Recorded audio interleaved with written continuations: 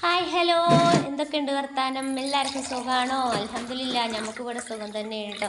അപ്പം നോമ്പ് കഴിഞ്ഞ് വരികയാണല്ലേ. ഇപ്പോൾ രണ്ടാമത്തെ പത്തും കഴിഞ്ഞു അല്ലേ. ഇനിയിപ്പോൾ ആകെ കുറച്ച് നോമ്പും കൂടെ ഉണ്ടാവുള്ളൂ.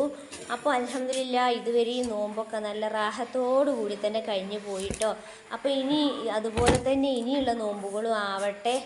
നല്ല വെയിലാണ്, ചൂടാണ്, എന്നാലും പടച്ചോന് നമുക്ക് നോമ്പെടുക്കാനുള്ള എന്താ പറയുക, ഒരു എനർജി, ഒരു ആരോഗ്യമൊക്കെ നമുക്ക് എല്ലാവർക്കും അള്ളാഹു തന്നിട്ടുണ്ട്.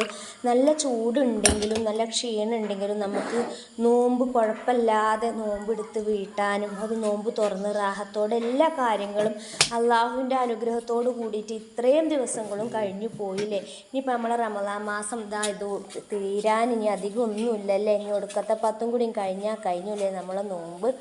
അപ്പം പിന്നെ പെരുന്നാളായി, പിന്നെ പഴയ പോലെ തന്നെ ആയില്ലേ. അപ്പം അതാ ഇവിടെ ഇന്നും തന്നെ മഴൻ്റെ എല്ലാ ലക്ഷണങ്ങളും ഉണ്ട് കേട്ടോ.